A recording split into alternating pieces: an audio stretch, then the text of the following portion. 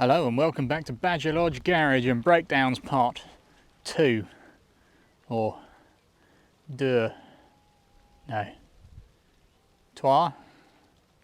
And no deux. If you're fluent in French like I am. So this one I thought I'd show some useful things that I think it's helpful to have in your classic car if you do own one. Just some basic stuff electrically wise that I think kind of gets overlooked quite a lot, but are quite simple to have and quite handy to keep about if you do have electrical gremlins going on. We're forgetting about fuel for the time being with this one. We're going to go with the electrical side. So let's have a bit of a closer look. So in the last video I mentioned about taking a spark plug out to test your spark if you've got a breakdown and you don't know why you've stopped. But if you're lazy like me, there are other alternatives, and they come in the form of these. This is a spark plug test, or a spark tester, and you can put it on top of your spark plug, plug the lead in, and if you've got a spark it will flash and you don't have to take a plug out, and that shows you if you've got spark at least to the plug. Obviously you might still have spark plug issues, but it's a quick and easy way of seeing if you've got spark at least coming to the end of the lead, and that way you're narrowing down your field. So these are always really useful to have, and I'll show you what they do in a sec.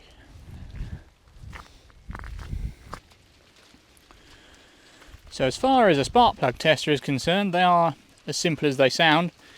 All you have to do is pull your boot off, stick that on the plug, stick the wire on top of that, and when you start the engine we should be able to see that flashing as it goes. So watch this.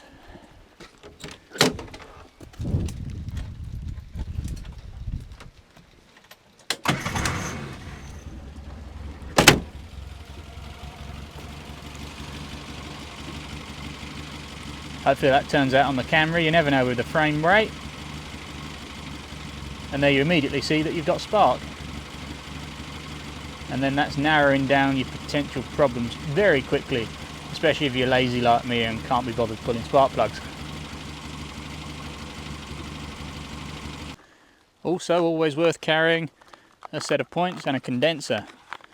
I always have these. If you're running points and condenser, of course, you might have electronic ignition, because you've gone all modern like that, and you don't need this. So if you have, ignore this bit.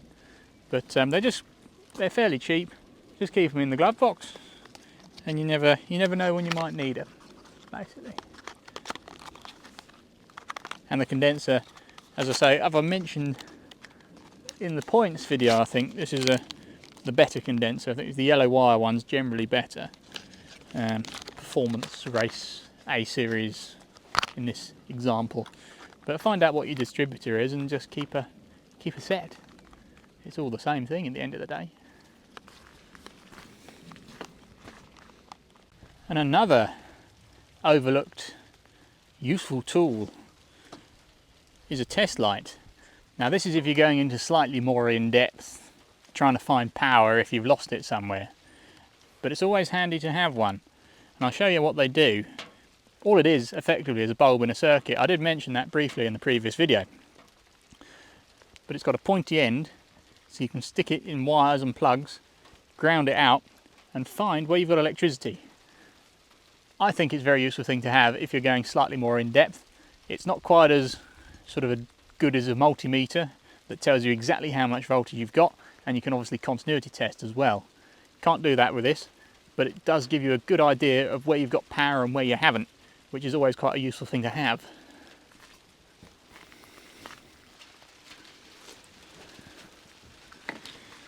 So a test light is a different beast altogether. It is just, as I said, a bulb in a posh stick, really. But what you've got to do is find an earth. Now remember, the body of the car is part of the circuit, so technically you can find something metallic and attach one end and then use this end to find electricity. So for example, I'll find a decent earth. You might have to do some prying around. Also test your test light as well. You know, make sure it works first, then you know you're not. So just make a circuit on the battery. See, lights up.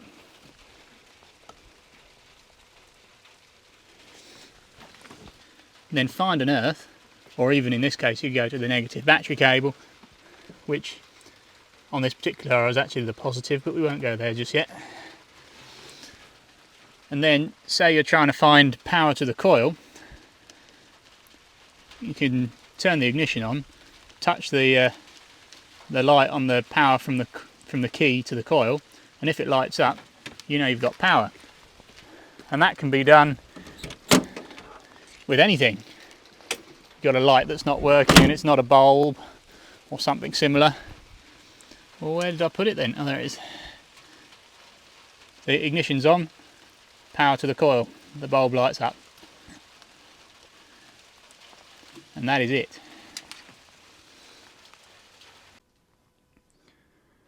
So test lights and spark plug testers are quite nice and cheap, quick ways of finding electrical problems. But I would also recommend getting a multimeter if you're new to doing this kind of thing. They are incredibly useful and you won't regret getting one. This one is expensive, as you can probably tell, but I've got this one because it's my job, so it was worth getting a decent one. These are actually made by Fluke, by the way, which are a very respectable multimeter maker, and believe it or not, buying it with a snap-on badge on is actually cheaper than buying a Fluke one. So it's a rare occasion when you buy something that says snap-on on it and it's actually good value. So but you don't have to do that. You can just buy one off Amazon, manual ranging, as long as you can test ohms and volts, DC and AC, you get in there, you know. It'll give you the right idea even if it is a cheap one. So we're going to have a look at this, because I said at one point I'd show testing a coil. So as we're showing a multimeter, I'll show testing a coil. People are very quick to say when there's a breakdown, oh, it's never the coil. Well, it's not entirely true, because sometimes it is, and it can be a lot more these days. Coils don't seem to be made as well as they used to be, so if you get a car that's had a new coil on it, chances are it might break down because the coil's failed. So anyway, let's just have a look at this. This is just a standard ignition coil. I think could be an electronic one, I don't know, but you have to know what kind of coil you've got to be able to test it. So this is not ideal, but you can get a ballpark idea, because there's types for points ignitions and there's types for electronic ignitions, two different ones. Generally you can't use one for the other, it's just best to stay. You've got electronic ignition, change it to an electronic coil. You've got points, use a points coil. And some have ballast built in, some don't, so you have a separate ballast resistor. And a ballast resistor, if you don't know, is put in line in the circuit to try and maintain your voltage to your ignition circuit. Because when you turn the key, all of your power is going to the starter motor, and some of it's getting taken away, so you could be turning it over and not have spark because you've got no spark going to there. So a ballast resistor is just designed to maintain your spark power, basically. And some coils have it built in and some don't. This one we're going to work on the basis that it doesn't, because I don't think it does. It's just one I had knocking about. So it's quite an easy way to test it with a multimeter. So manual ranging multimeter, set it to 200. You've got the primary windings and the secondary winding. So you literally, with it on the low setting of 200, take your positive and negative, touch it on there, and you're looking for a reading sort of less than 5 ohms. And as you can see, 4.7. This is good, this is the primary winding. So then you've tested that and it's good. If you've got an open circuit or it's outside the parameters of what your coil should be, it's always, again, look at the book of your car. Different cars have different resistance coils. Make sure you're matching your parameters that are stated, or Google it, something like that. I'm working on the basis less than 5 ohms. That's good.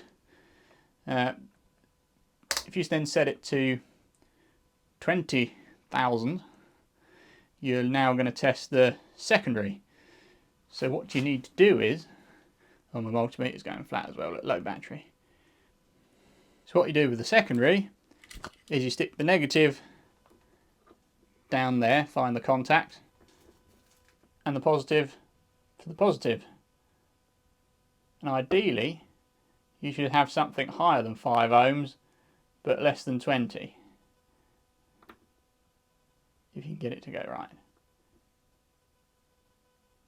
And it should be stable. Both of these readings should be stable. Here we go.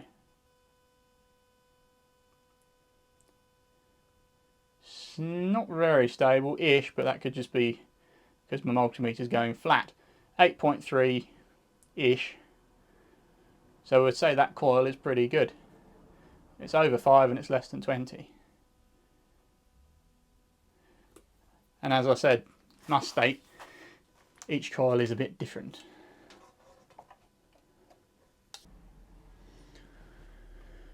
So the other useful features of a multimeter, taking it in its most basic form, is a continuity test. So we're using the ohm side of things again. This one's actually quite good because it's got a beeper in it. So when you have a circuit, it beeps. So if you've got no power going somewhere, all you have to do is find one end, find the other. If it doesn't beep, it means somewhere there's a break in the circuit. We can even test the continuity of this screwdriver. We know that that's going to make a circuit because it's a solid lump of metal. There you go. That's as simple as it works. And you've obviously, like we did with the coil, you can test the resistance. Technically, that should be 0 because there should be no resistance in the meter itself. You see it's 0.68. That's probably in, I've got a slightly damaged cable or something like that. It's always worth testing a meter first. Make sure it's not giving you a terrible reading. And if it has got that, you can just take that off, use a bit of maths, you know, work your ohmage out, remove that point, and then you've got your true reading. Or you can just buy some new leads and then resolve the problem, which I haven't done.